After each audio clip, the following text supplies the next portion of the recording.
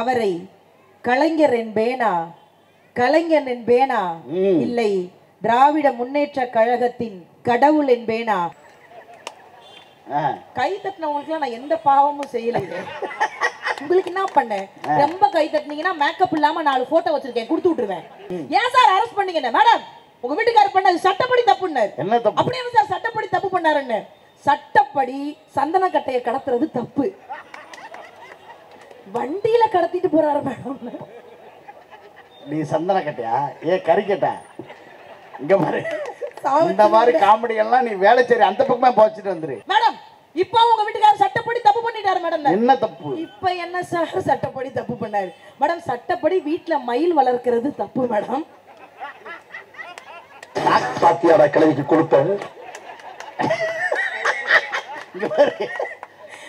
எந்த ஊர்லயும் காக்கா வளர்க்கறத தப்புன்னு சொல்ல மாட்டாங்க. நிஷா கட்டியிருக்க புடவை அழகா இருக்கு, அந்த புடவைய நாம கட்டியிருந்தா அழகா இருப்போமோ அப்படின்னு நினைச்சா அது பொம்பளைங்க. நிஷாவையே நாம கட்டியிருந்தா நல்லா இருப்போமோ? இல்ல ஒருத்தன் கட்டியே தெருவில் நிக்கிறாங்க. எங்களை மாதிரி ஆட்களுக்கெல்லாம் பாண்டியன் ஸ்டோர்ல வர்ற மூர்த்தி மாமா மாதிரி புருஷன் வேணும்னு ஆசை. கிரகம் வர்றதெல்லாம் பாக்கியலட்சுமி கோபையா வருது. எங்களுக்கு தான் பாண்டியன் ஸ்டோர்ல இருக்க தனம் மாதிரி வரணும்னு ஆசை, எல்லாம் பாரதி கண்ணம்மா வெண்பா மாதிரியே வருது. அறந்தாங்கிக்கு யார் வந்தாலும் எங்க வீட்டுக்கு வந்துட்டு போங்க. ஏன்னா எங்க வீட்டுக்கு யார் வந்தாலும் ஃபர்ஸ்ட் காஃபி தான் கொடுப்பேன். அப்பதான் ஜென்மத்துக்கு எவனும் வரமாட்டான். அதெல்லாம் இருக்கட்டும், நீ ஏன் நாளைக்கு டெலிவரி ஆகுற மாதிரி உட்கார்ந்து இதை பத்தி தப்பா பேசாது. பெண்கள் மாசமா இருப்பாங்க, ஆண்கள் வருஷமா இருப்பாங்க. 10 மாதம் சுமக்கிறேன் 10 மாதம் சுமக்கிறேன் சொல்றீங்களே, 15 வருஷமா சுமக்கிறோம் என்னைக்கா சொல்லிருக்கோமா நம்ம ஆம்பளைங்க? இதுல எவ்வளவு நன்மை இருக்கு தெரியுமா? குப்புற உளுந்தா மூக்கு இடிக்காது. நீ ஏன்டா அவ்வளவு குருன்னு பாக்குறேன்? நீ அழகா வரைக்கும் அக்கா. எனக்கு இருக்கிற பயமே மேக்கப் போய் பறவை முடியாம நீ லைவ்ல பாத்துருவ. ஓ அம்புட்டு லைட்டு எனக்கே போக்கஸ் பண்ணிருக்காங்க குலகார பாவிங்க. கொஞ்சம் குறைச்சு வைக்க கூடாதாடா அப்ரண்டிஸ்களா? அம்புட்டு உருகி ஊத்துதுடா, 2500 ரூபாய் மேக்கப் போச்சுடா. இந்த ஆண்களுடைய பாராட்டு. ஒரு காலத்துல சமைச்ச தட்டுல போட்டீங்க பெண்கள், இப்பெல்லாம் நெட்ல போடுது. எங்க வீட்டுல சிக்கன் குழம்பு ஸ்டேட்டஸ், மீன் குழம்பு ஸ்டேட்டஸ் வைக்கதான். என் பொண்டாட்டி ரசம் வச்சு பேஸ்புக்ல போட்டு விட்டானே, 1000 பேர் லைக் போட்டுருக்கான், நான் லைக் போடல. ஏன்டா வந்து கேட்டா ஏன் லைக் போடல? 1000 பேர் லைக் போட்டிருக்காங்க, நீ ஏன் போடலன்னா? அவன்லாம் ரசத்தை பார்த்தவன், நான் தான் சாப்பிட்டவன். நான் ஒரு விஷயம் ரொம்ப கர்வமா சொல்றேங்க. எத்தனை குழந்தை பிறந்தாலும் 10 பாத்திரம் தேய்ச்சாவது அந்த குழந்தையை காப்பாற்றக்கூடிய திராணியும் தெம்பும் கண்டிப்பாக பெண்கள்கிட்ட தான் சார் அதிகமா இருக்கும். அதனாலதாங்க விதவை கூட தவறான வார்த்தைன்னு கைம்பெண்ணுன்னு பேரு வச்சு அதுல 2 பொட்டை வச்சாருல எங்க தலைவர். ராஜகுமாரி முதல் ராமானுஜர் வரை கதை வசனம் எழுதியது அவர் பேனா. 5 முறை முதல்வராக்கி நலத்திட்ட உதவிகளுக்காக கையெழுத்திட்டது அவர் பேனா. 60 ஆண்டுகள் தொடர்ந்து சட்டமன்ற உறுப்பினராக கையெழுத்து போட்டது அவர் பேனா. கடைசி மூச்சு வரை கிட்டத்தட்ட 2 லட்சம் பக்கங்கள் எழுதி குவித்தது அவர் பேனா. அவரை கலைஞர் என்பேனா, கலைஞன் என்பேனா, இல்லை திராவிட முன்னேற்ற கழகத்தின் கடவுள் என்பேனா? மரியாதைக்குரிய முத்தமிழ் அறிஞர் டாக்டர் கலைஞர் அவர்களை வணங்கி, நடுவர் அவர்களே நல்ல தலைப்பு கொடுத்திருக்கீங்க. நல்ல தலைப்பு. முதல்வர் அவர்கள் காத்தது மண்ணுரிமையா பெண்ணுரிமையா? நான் பெண்ணுரிமைன்னு பேச வந்திருக்கேங்க. நல்ல நிகழ்ச்சி. நிறைய பெண்கள் இருக்கீங்க. பெண்கள் மட்டும் ஒரு தடவை கை தட்டுங்க பாப்போம். முன்னாடி இருக்கவங்க ரெஸ்ட் எடுங்க. ரொம்ப நேரமா எங்களுக்காக தட்டிட்டு இருக்கீங்க, வேற வழி இல்ல. முன்னாடி தட்டு ஒரு அக்கா தட்டுது, வட தட்டுற மாதிரியே தட்டுது. ரொம்ப பேசினா உன்னைய தட்டும், பேசாம இரு. பின்னாடி அப்பா பெண்கள் ரொம்ப நேரமா இந்த பிள்ளை எனக்கு இந்த குழந்தை ரொம்ப நேரமா என்னை அவ்வளவு அழகா பார்த்து ரசிக்குது. போன உடனே வேப்பில அடிக்கணும், அவங்களுக்கு தான் தெரியும். அப்படி கிடையாது. அது இது வரைக்கும் மனுஷ குரங்கு இவ்வளவு பக்கத்துல பார்த்தது இல்ல. இன்னைக்குதான் பார்த்து அவ்வளவு ஜாலியா என்ஜாய் பண்ணிட்டு இருக்கு. பரவாயில்ல. தூரமா வரைக்கும் பெண்கள் நிறைய பேர் உட்கார்ந்து இருக்கீங்க. எனக்கு ரொம்ப சந்தோஷமா இருக்கு. ஒரு பெண்கள் தினத்தையும் சேர்த்து கொண்டாடும் விதமா அந்த நிகழ்ச்சி அமைஞ்சிருக்கு. அதனால பெண் உரிமையை நான் பேச வந்திருக்கேன். பேச பேச நீங்க நல்லா கை தட்டினீங்கன்னா எங்களுக்கு ஒரு சந்தோஷம், வேற ஒண்ணும் கிடையாது. நல்லா கடைசி வரைக்கும் பெண்கள் நல்லா கை தட்டுங்க.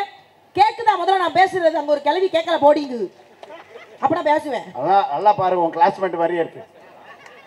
ஏன் உயிரை வாங்கி தொலைக்கிற? உண்மையிலேயே பல ஆண்டுகள் பழக்கங்க, எத்தனையோ ஆண்டுகள் பழக்கம். நாங்கள் ஆரம்பத்துல பார்த்ததுல இருந்து இன்ன வரைக்கும் இந்த நிமிஷம் வரைக்கும் பதவியில் இருந்தாலும் சரி, அது எதை பத்தியும் கவலைப்படாம எந்த இடத்துல எங்களை பார்த்தாலும் அடுத்த நிமிஷம் தங்கச்சி நல்லா இருக்கீங்களான்னு கேட்கக்கூடிய மரியாதைக்குரிய அண்ணன், பதவிக்காக ஓடி வருபவர்களுக்கு மத்தியில் ஏழைகளுக்கு உதவிக்காக ஓடி வரக்கூடிய எங்களுடைய அண்ணன் மாசு அவர்களுக்கு ஒரு பெரிய வணக்கத்தை தெரிவித்துக் கொண்டு, நடுவர் அவர்களே, எல்லாரும் நிகழ்ச்சி நடத்தும் போது பெரிய பெரிய ஜாம்பவான்களை கொண்டு வருவாங்க. ஆமா. ஆனால் நிகழ்ச்சி நடத்துறதுலயே ஜாம்பவான் யாருன்னா எங்க அண்ணன் மாசு தாங்க. ஆமா. எல்லா நிகழ்ச்சியுமே அவ்வளவு சிறப்பா நடத்தி பேச்சாளர்களுக்கு மரியாதை கொடுத்து வந்திருக்கக்கூடிய மற்றவர்களுக்கு மரியாதை கொடுக்கக்கூடிய அன்பு அண்ணன் அவர்களையும் வணங்கி மரியாதைக்குரிய அண்ணன் சொர்க்கா அவர்களுக்கும் ஒரு பெரிய நன்றியை தெரிவித்துக் கொண்டு, பெண் உரிமை சொன்னதுனால அதுல எனக்கு அதை கொடுத்தியே, ஏன்னா நீ என்ன பெண்ணாவே பார்த்ததுல இது வரைக்கும். ஹலோ பிரதர், எப்படி இருக்கீங்க? பிரதர்னா சொல்லாத, நானும் ஒரு பெண் தான், நிஜமா சொல்றேனே. அறந்தாங்கில வந்து விசாரிச்சு பாருங்க, இதுக்காக வந்துடாது. என்ன ஒரு பேச்சுக்கு சொல்லுவேன், நைட்டு பஸ் ஏறி காலையில குடுகுடுன்னு வந்துடப்படாது. அறந்தாங்கில வந்து கேட்டு பாருங்க, அறந்தாங்கி நிஷா வீடு எதுனா ஒரு பிள்ளைக்கு தெரியாது. தெரியாது தெரியாது. அறந்தாங்கி பேரழகி நிஷா வீடு எதுனா பச்சை பிள்ளை கூட வழிகாட்டாங்க. இங்க நிறைய காவல்துறை நண்பர்கள் வந்திருக்காங்கல்ல. போன வாரம் எங்க வீட்டுல ஒரு சம்பவம் நடந்துருச்சு. என்ன சம்பவம்? நானும் எங்க வீட்டுக்காரன் 2 வீலர்ல போயிட்டு இருந்தோம். எனக்கு கார்ல போறது பிடிக்காதுனே. சரி. மாமா கூட வண்டியில போறதுதான் எனக்கு ரொம்ப பிடிக்கும். நான் மாமா ஓட்டுறதுக்கும், நான் பின்னாடி உட்காந்து புறம்போக்கு நிலத்தை வளைச்சு போட்ட மாதிரி அவ இடுப்பை இடுக்கி பிடிச்சுக்கிறதுக்கும், என்ன அன்பு பண்பு பாசமா மாமனை விழுந்தாலும் 2 பேரும் சேர்ந்தாப்புல விழுகணும். என்னைய தள்ளிட்டு நீ இன்னொரு கல்யாணம் பண்ணிடக்கூடாது. நானும் மாமாவும் 2 வீலர்ல அப்படியே ஜாலியா லலலான்னு பாட்டு பாடிக்கிட்டே போனோங்க. அங்க பாடுவோம், இங்க பாட மாட்டேன். பாட்டு பாடிட்டே போனோம். திடீர்னு ஒரு காவல்துறை நண்பர் டக்குன்னு கை நீட்டினாங்க. டக்குன்னு கை நீட்டினது மட்டும் இல்லனே, அவரை அரெஸ்ட் பண்ணிட்டாங்க. யார? உங்க வீட்டுக்காரயா? ஆமா. மாசனுக்கு போன் பண்ண வேண்டியதுனே. ஆனா பதட்டத்துல யாருக்குமே போன் பண்ணல. ஒரு விஷயம் சொல்லவா? நான் கூட அதிர்ந்து பேசுவேங்க. என் புருஷன் ஒரு புள்ள பூச்சி. அந்த மனுஷன் ஒரு புழுவ கூட நசுக்க தெரியாத மனுஷன். அவரை போய் அரெஸ்ட். ஒரு தியாகிமா அவரு. உன்னை கல்யாணம் பண்ணிருக்காரு. கை தட்டினவங்களுக்கு நான் எந்த பாவமும் செய்யல. உங்களுக்கு என்ன பண்ணேன்? ரொம்ப கை தட்டினீங்கன்னா மேக்கப் இல்லாம 4 போட்டோ வச்சிருக்கேன், கொடுத்து விட்டுருவேன், குண்டுருவேன். உண்மையிலேயே சொல்றேங்க, அரெஸ்ட் பண்ணிட்டாங்க. ஏன் அரெஸ்ட் பண்ணாங்க? நானும் கேட்டேன், சார் நான் கூட கொஞ்சம் அதிர்ந்து பேசுவேன் சார். அந்த மனுஷன் அதிர்ந்து கூட பேச மாட்டாரு சார். ஏன் சார் அரெஸ்ட் பண்ணீங்க? மேடம் உங்க வீட்டுக்காரர் பண்ணது சட்டப்படி தப்புன்னாரு. என்ன தப்பு? அப்படியே சார் சட்டப்படி தப்பு பண்ணாருன்னு. சட்டப்படி சந்தன கட்டையை கடத்துறது தப்பு, வண்டியில கடத்திட்டு போறாரு மேடம். நீ சந்தன கட்டையா? ஏ கறி கட்ட? இங்க பாரு, இந்த மாதிரி காமெடி எல்லாம் நீ வேலை சரி அந்த பக்கமா போச்சுட்டு வந்துரு. அது கூட பரவாயில்லனே. தொடர்ந்து எங்க வீட்டுக்கு காவல்துறை வந்துட்டு இருக்காங்க. முந்தா நாள் அரெஸ்ட் பண்ண வந்தாரா தம்பி மாமா? எதுக்கு முந்தா நாள் வந்தாரு? நானும் கேட்டேன், சார் போன வாரம் தான் சார் நீங்க கேட்டீங்க, நாங்க அதெல்லாம் சொல்லிட்டு தானே சார் வீட்டுக்கு வந்தோம். முந்தா நாள் ஏன் சார் இன்னைக்கு வந்தீங்கன்னு? மேடம் மறுபடியும் உங்க வீட்டுக்காரர் தப்பு பண்ணிட்டாரு மேடம். நல்லா கேளுங்க, இதுல ஒரு காமெடி இருக்கும். கஷ்டப்பட்டு ரெடி பண்ணிருக்கேன். தயவு செஞ்சு அரெஸ்ட் பண்ணாதீங்க சார், அந்த மனுஷன் அப்படிப்பட்ட மனுஷன் கிடையாதுன்னு. மேடம் இப்போ உங்க வீட்டுக்காரர் சட்டப்படி தப்பு பண்ணிட்டாரு மேடம். என்ன தப்பு? இப்ப என்ன சார் சட்டப்படி தப்பு பண்ணாரு? மேடம் சட்டப்படி வீட்டுல மயில் வளர்க்கிறது தப்பு மேடம். பாத்தியாடா கிழவிக்கு கொடுத்த எந்த ஊர்லயும் காக்கா வளர்க்கறது தப்புன்னு சொல்ல மாட்டாங்க. சும்மா இருங்க, ஊர் உலகத்துல போய் கேட்டுப்பாரு. அதுல இங்க வந்தோட எல்லாரும் சொன்னாங்கல்ல, பெண்கள்லாம் புரணி பேசுவாங்க. நாங்க இங்க இருக்கிற பெண்கள்கிட்ட சொல்றேன், ஒரு காலத்துலதான் பெண்கள் புரணி பேசினாங்க. இன்னைக்கு நம்ம யாராவது புரணி பேசுறோமாக்கா? நம்ம உண்டு, நம்ம வேலை உண்டு இருக்கோம். இப்ப பெண்கள்லாம் புரணி பேசுறது கிடையாது, ஆண்கள் தான் புரணி பேசுறாங்க. அப்படியா? 4 பேர் சேர்ந்து உட்கார்ந்தா என்ன அடிக்கிறா மச்சான், என்ன மிதி மிதிக்கிறா, நேத்து சாம்பார்ல கொஞ்சம் உப்பு போடலாம் அந்த அடி அடிக்கிறா மச்சான் அப்படின்னு ஆம்பளைங்க தான் புரணி பேசுறாங்க. இப்ப இங்க இருக்கிற ஆண்கள் பெண்கள் என்ன தெரியுமா மிஞ்சி மிஞ்சி போனா பேசிருப்பாங்க? என்ன பேசிருப்பாங்க? இங்க இருக்கிற ஆண்கள் பெண்கள் என்ன தெரியுமா பேசிருப்பாங்க? இங்க இருக்கிற பெண்கள்லாம், ச்சே நிஷா கட்டியிருக்க புடவை அழகா இருக்கே, நிஷாவே அழகா இருக்காளே. ஆனா நினைப்பு தான் பொழப்ப கிடைக்குது. சும்மா இருனே, நிஷா கட்டியிருக்க புடவை அழகா இருக்கே, அந்த புடவையை நாம கட்டியிருந்தா அழகா இருப்போமோ அப்படின்னு நினைச்சா அது பொம்பளைங்க. நிஷாவையே நாம கட்டியிருந்தா நல்லா இருப்போமோ? இல்ல ஒருத்தன் கட்டியே தெருவில் நிக்கிறாங்க. ரியாசா அவ்வளவு தூரம் வாச்சிங்க. ஆனா உண்மையை சொல்லவானே, எங்களை மாதிரி பெண்களுக்கெல்லாம் எப்பேற்பட்ட கணவர் வேணும் நாங்க ஆசைப்படுவோம் தெரியுமா? எங்களை மாதிரி ஆட்களுக்கெல்லாம் பாண்டியன் ஸ்டோர்ல வர்ற மூர்த்தி மாமா மாதிரி புருஷன் வேணும்னு ஆசை. கேரகம் வர்றதெல்லாம் பாக்கியலட்சுமி கோபையா வருது. எங்களுக்கு தான் பாண்டியன் ஸ்டோர்ல இருக்க தனம் மாதிரி வரணும்னு ஆசை, எல்லாம் பாரதி கண்ணம்மா வெண்பா மாதிரியே வருது. முடியலக்கா, வீட்டுல வச்சிருக்க முடியலக்கா இதுகளை. அன்னைக்கெல்லாம் எங்க வீட்டுக்கார் டெய்லி 1 மணி நேரம் டெய்லி நைட் தூங்காம உட்காந்துருக்காரு. எனக்கு பயம், வராத வியாதி எதுவும் வந்துருச்சோ, வரக்கூடாத வியாதி ஏதாவது வந்துருச்சோ, நேரா டாக்டர்கிட்ட போனேன். டாக்டர், 1 மணி நேரம் நைட்டு தூங்க மாட்டேங்கிறாரு, ஏதாவது வியாதியான்னு கேட்டேன். வரக்கூடாத வியாதி ஏதாவது வந்துருச்சான்னு டாக்டர் சிரிச்சுக்கிட்டே கேட்டாரு. வீட்டுக்கு யாருமா வந்திருக்காங்க? என் தங்கச்சி. அவளை போக சொல்ல அவன் தூங்கிடுவான். வீட்டுக்குள்ளேயே விளக்கத்தை வச்சுட்டு ஏன் உயிரை வாங்குறீங்க? ஆனா அந்த மாதிரி மனுஷன் கிடையாதுங்க நடுவர் அவர்களே. உலகத்துல ஏகப்பட்ட விஷயம் போகுது, அது குடும்பங்கள்ல ஏகப்பட்ட விஷயம் நடக்குதுங்க. அதனால எல்லாத்தையும் தாண்டி இந்த பெண்களுக்குன்னு ஒரு உரிமை இருக்குல்ல, அது வீட்டுல ஆரம்பிச்சு வச்சதே நம்முடைய தலைவர் தான் நடுவர் அவர்களே. 1989 ஆட்சிக்கு வர்றாரு நம்முடைய கலைஞர் அவர்கள். பெண்களுக்கு சொத்துல உரிமை இருக்குன்னு சொன்னதே நம்முடைய கலைஞர் அவர்கள் தான் நடுவர் அவர்களே.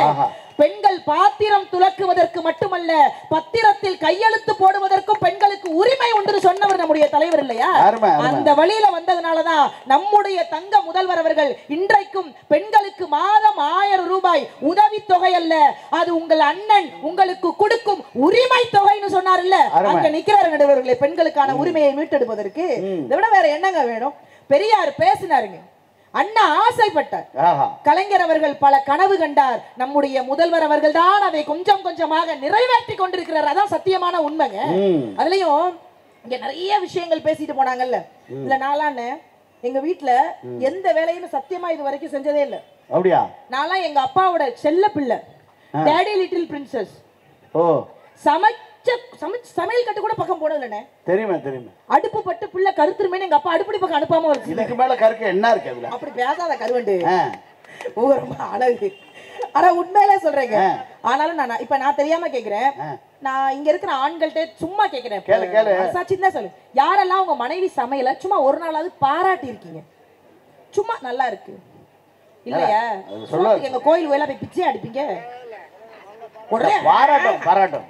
உண்மையில ஒரு விஷயம் சொல்லவானே, சமைக்கிறது கூட எங்களுக்கு கஷ்டம் இல்ல, கர்மம் என்னத்தை அள்ளி கொட்டி ஏதாவது பண்ணி தொலைச்சிருவோம். இன்னைக்கு என்ன சமைக்கிறதுன்னு யோசிக்கிறது தான் நாங்க அவ்வளவு கஷ்டப்படுவோம். பாடாப்பட்டு உங்களுக்கு ரசம் சாம்பார் புளிக்குழம்பு வச்சு கொடுத்தா நல்லா ஜேசிபி மிஷின்ல மண்ணள்ளி திங்கிற மாதிரி தின்னுபிட்டு ஒரு வார்த்தை பாராட்டுறது. என் வீட்டுல அந்த கஷ்டம் கிடையாது. ரசம் சாம்பார் தனித்தனியா வைக்கிறது இல்ல, முதல்ல குழம்பு வச்சிருது, அப்புறமா பேர் வைக்கிறது. மேலால எடுத்தா ரசம், அடியில எடுத்தா சாம்பார். அந்த மாதிரி கேவலமா நான் சமைக்க மாட்டேன் நிஜமா. எங்க வீட்டுலலாம் மறுபடியும் சொல்றேன், அறந்தாங்கிக்கு யார் வந்தாலும் எங்க வீட்டுக்கு வந்துட்டு போங்க. ஏன்னா எங்க வீட்டுக்கு யார் வந்தாலும் ஃபர்ஸ்ட் காஃபி தான் கொடுப்பேன். அப்பதான் ஜென்மத்துக்கு எவனும் வரமாட்டான். ஓ, காபி கொடுத்தவனே ஆம்புலன்ஸ் ஏறிடுவாங்க. அது கூட தேவையில்லை, என் மாமியார் கையால சாப்பிட்டா நேரா போய் சேர்ந்துட வேண்டியதான்.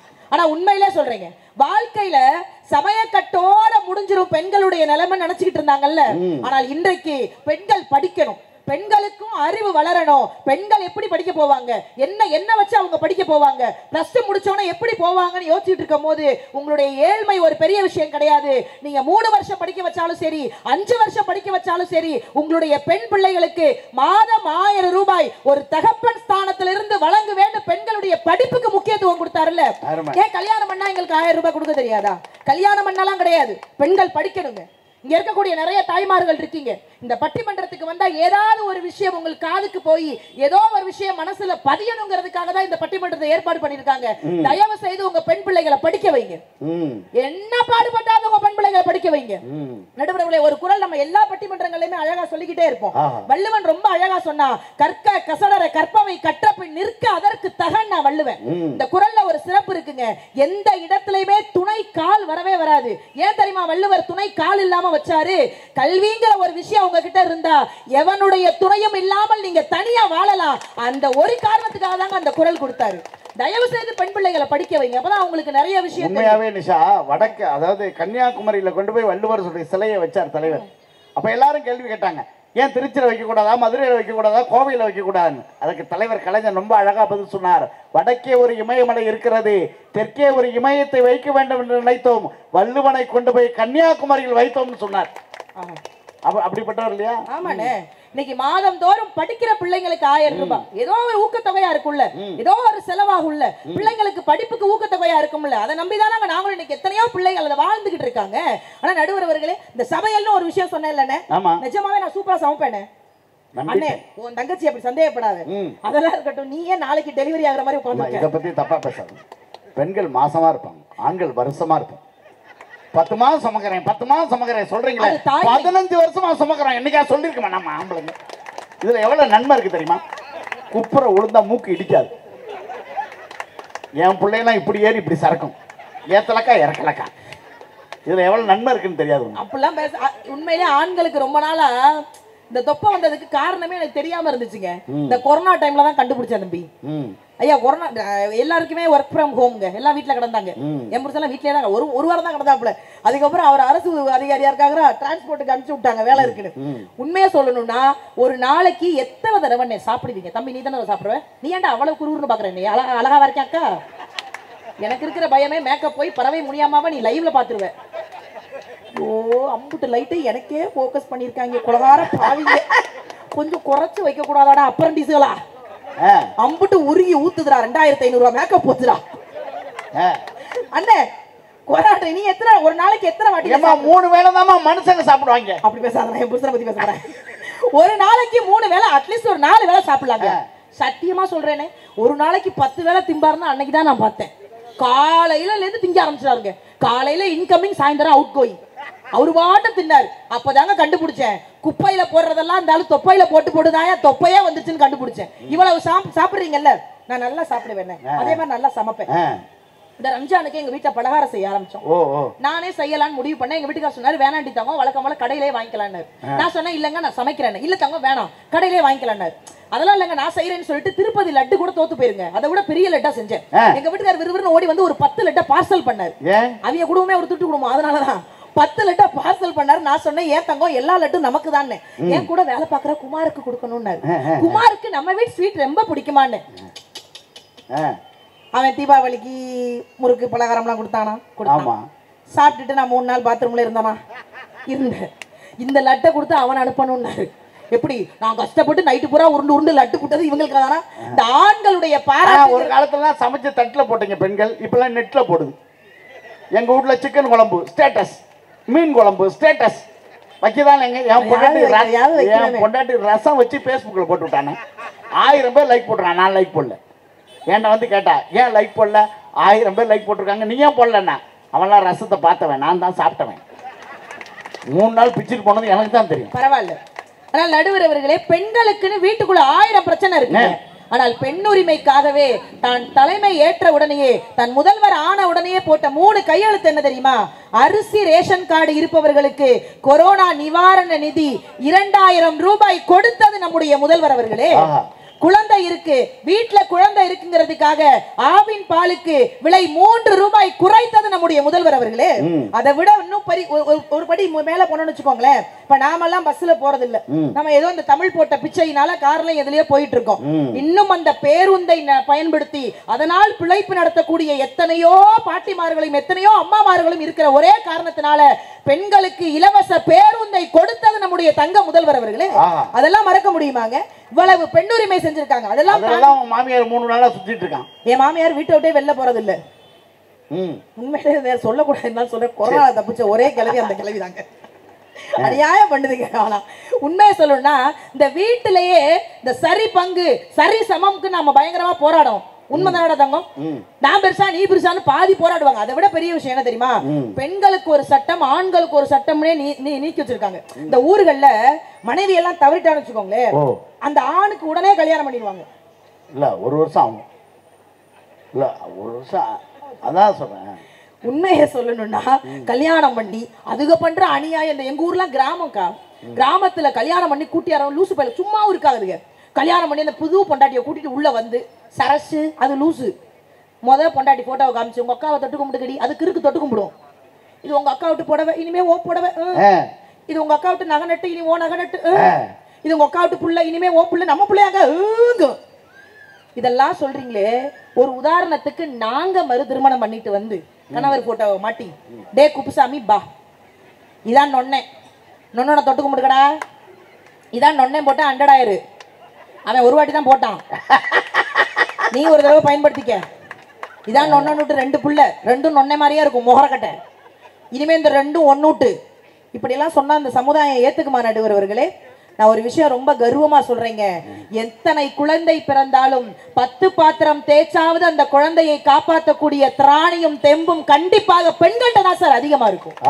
அதனாலதாங்க விதவை கூட தவறான வார்த்தைன்னு கைம்பெண்ணுன்னு பேரு வச்சு அதுல 2 பொட்டை வச்சாருல எங்க தலைவர். அந்த மறுமணத்தை கூட ஆதரிச்சாங்க. மறுமணத்தை ஆதரிச்சது நம்முடைய திராவிட முன்னேற்ற கழகங்க. சரியா சமமா அந்த பங்கு கூட இன்னைக்கு நம்ம வீட்டுல வந்து சந்தோஷமா பேச முடியல. இப்ப நான் நிறைய வேலை பாக்குறேன், எனக்கே கடுப்பா இருக்கு. காலையில எந்திரிச்சு சமைச்சு இதுகளுக்கு வேலை வெட்டி பார்த்து ரொம்ப கடுப்பா இருக்குன்னு இந்த பத்திரிகையில எப்பயாவது படிப்பேன். அதுல ஒண்ணு போட்டுருந்துச்சு, இனிமே வீட்டுல வேலை பாக்குற பெண்களுக்கு கூட சம்பளம் கொடுக்கணும் அப்படின்னு. எனக்கு அதை பார்த்தோன்னா சந்தோஷம் தாங்கல. நம்மள்ட்ட இது ஏன்னா என் புருஷன் எல்லாம் எச்சி கையில கூட காக்கா விட மாட்டாருங்க. அவர் மீடியா இதெல்லாம் எடிட் பண்ணிருங்க, வீட்டுக்கு போனா செருப்புகள் அடிப்பான். உண்மையை சொல்லணும்னா அவ்வளவு கொடுமைங்க வீட்டுல. மாசம் சொல்றேன் ரொம்ப கொடுமைப்படுத்துறாருன்னு. காலையில எந்திரிச்சு காப்பி கேக்குறாங்க. வீட்டுல போய் எடிட் பண்றது இப்ப 4.5 லட்சம் பேர் பாத்துட்டு இருக்காங்க. லைலா தம்பி, என் கணவர் போல் சிறந்த போட்டு விடு. உண்மையா என்ன உனக்கு ஒரு விஷயம் தெரியுமா தெரியாதா? அவரை பத்தி உனக்கே சரியா தெரியல. இங்க இருக்கிற பெண்கள்கிட்ட கேக்குறேன், யாரெல்லாம் உங்க புருஷன் போட்டோ வாட்ஸ்அப்ல வச்சிருக்கீங்க? முதல்ல நீ வச்சிருக்கியா? நான் அவனை வீட்டுல வச்சிருக்கதே பெருசு. யாரும் இல்லல. நான் இந்த மேடையில ஒரு விஷயம் பகிர்ந்துக்கிறேன். 4.5 லட்சம் பேர் 5 லட்சம் பேர் பாருங்க. கல்யாணம் ஆகி 13 வருஷம் ஆகுது. இந்த 13 வருஷமா என் வீட்டுக்காரோட வாட்ஸ்அப்லயும் சரி, போட்டோ வால்பேப்பர்லயும் சரி, என் போட்டோ தான் வச்சிருக்காரு. நல்லா கை தட்டுங்கக்கா. 13 வருஷமா என் போட்டோ வச்சிருக்காரு. ஏமா மாத்தலையா? அந்த ஆளுக்கு மாத்த தெரியாது. அது ஒரு அப்டேட் ஆகாத அப்பள கூட. அதுக்கு லைவ்னா என்னன்னே தெரியாது. அதுக்கு வாட்ஸ்அப் யூஸ் பண்ண தெரியாது. அதனால என் நல்லபடியா குடும்பம் வாழ்ந்துகிட்டு இருக்கு. ஆனா உண்மையில சொல்றேனே, பேப்பர்ல பாத்தேங்க, இனிமே பெண்களுக்கு வந்து வீட்டுல வேலை பார்த்தா சம்பளம் கொடுக்கணும்னு. நான் குடுறேன், எங்க வீட்டுக்காரர் எடுத்துட்டு போனேன். தங்கம், இனிமே நான் வேலை பார்த்தா நீங்க சம்பளம் கொடுக்கணுமா? இனிமே நீங்க என்ன ஏமாத்த முடியாது. மாசம் மாசம் நீங்க எனக்கு தனியா ஒரு 5000 ஒதுக்கிருங்கன்னு. அவர் மேல எங்களே பார்த்துட்டு, ஓ மாசம் வேலை பார்த்தா நான் சம்பளம் கொடுக்கணும். ஆமா சம்பளம் கொடுக்கணும். சம்பளம் கொடுத்தா நான் முதலாளி. ஆமாண்டா நீ முதலாளி. நீ தொழிலாளி. அப்கோர்ஸ் நான் தொழிலாளி. தொழிலாளி சரியா வேலை செய்யலைன்னா முதலாளி மாத்திருவேன், பரவாயில்லையான்னாரு. நான் சொன்னேன், ஐயா கஞ்சியா இருந்தாலும் பரவாயில்ல, இங்கேயே குடிச்சிட்டு சாகுறேன்டான்னு. என்னடா பெண்கள் பார்க்கக்கூடிய வேலைக்கும் இங்க வீட்டுல சில இடங்கள்ல மரியாதை இல்லைங்க. ஆனால் என்னை பொறுத்த வரையில் உள்ளாட்சி தேர்தலில் 50% பெண்களுக்கு உரிமை கொடுத்தது நம்முடைய திராவிட முன்னேற்ற கழகம் தானே நடுவர். 21 மாநகராட்சியில பெண்கள் தான் மேயரா இருக்காங்க. எங்க போனாலும் எங்க சென்றாலும் பெண்களுக்கு மரியாதை. அத உண்மையில லலிதா அவங்க ரொம்ப அழகா அதை கோடிட்டாங்க.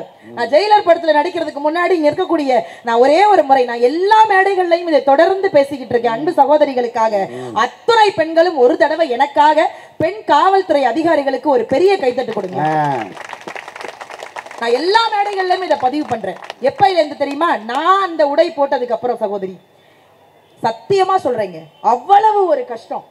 கலகலப்பு 2வா இருக்கட்டும், ஜெயிலராக இருக்கட்டும், அந்த படத்துல நடிச்சதுக்கு அப்புறம் ஒரு சின்ன சின்ன நம்முடைய செயலை கூட நம்மளால செஞ்சுக்கிறதுக்கு அவ்வளவு நேரமானது இல்ல. தலைவர் அவர் அதை எப்படி யோசிச்சாங்கன்னு எனக்கு தெரியலங்க. தன்னுடைய சகோதரி அந்த இடத்துல நிக்கிற மாதிரி, தன்னுடைய மகள் அந்த இடத்துல நிக்கிற மாதிரி, இந்த மாதிரி ஒரு அவசர நேரத்துல பெண் காவலர்கள் எங்கும் நடு ரோட்ல நிக்க கூடாதுன்னு ஒரு சட்டமே போட்டார் இல்ல. இதுல இருந்து தெரியுதுங்க, அவர்களை அவர் சகோதரியாக மகளாக பார்க்கிறாருங்கிறதா நடுவர்களே அர்த்தம். எல்லா இடங்கள்லயுமே பெண்களுக்கு உரிமை கொடுத்திருக்காங்க.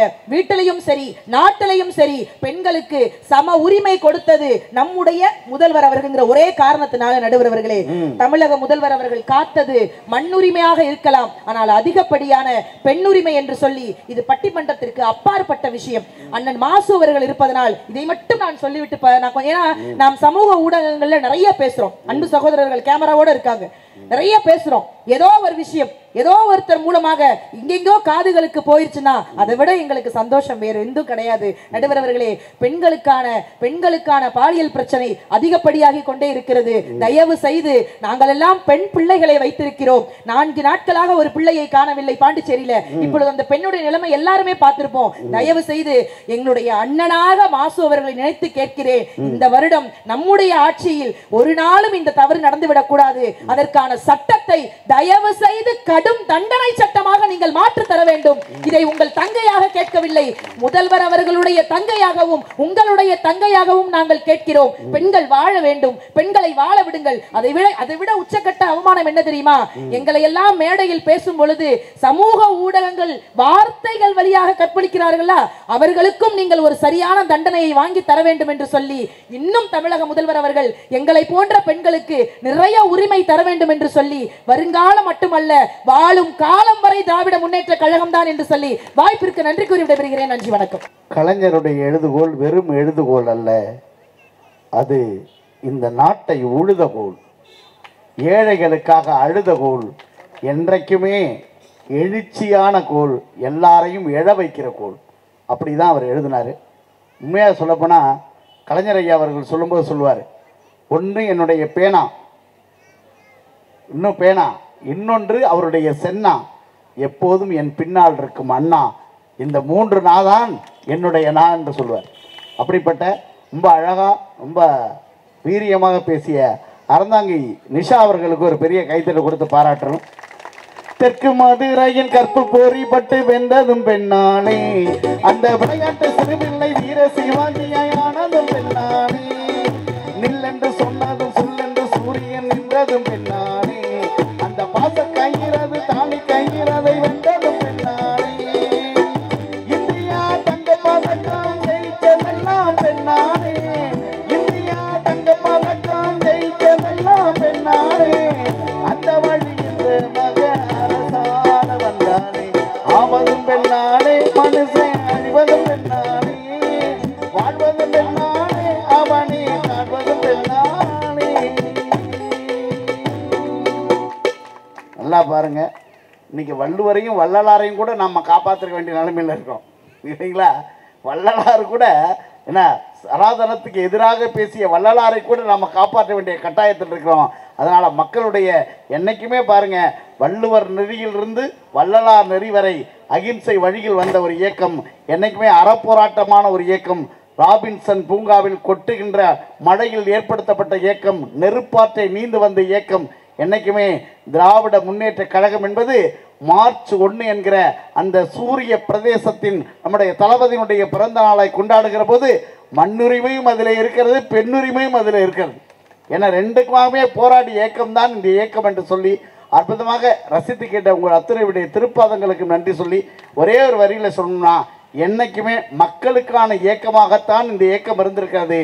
மாசண்ணன் அவர்களுக்கும் மிக அருமையாக இதை ஏற்பாடு செய்த நம்முடைய அன்பு கோபி சார் அவர்களுக்கும் நம்முடைய பாஸ்கர் அண்ணன் அவர்களுக்கும் நாங்கள் இங்கே வருவதற்கு காரணமாக இருந்த அன்பு அண்ணன் சொர்க்கோ அண்ணன் அவர்களுக்கும் ஏனைய கழக உடன்பிறப்புகள் அத்தனை பேருக்கும் நன்றி சொல்லி, என்றென்றைக்கும் முதல்வருடைய கனவு அது மண்ணுரிமையும் இருந்தது, பெண்ணுரிமையும் இருந்தது என்று சொல்லி அற்புதமாக ரசித்து கேட்ட உங்கள் அத்தனை பேருடைய திருப்பாதங்களுக்கும் நன்றி சொல்லி விடைபெறுகிறோம். நன்றி, வணக்கம்.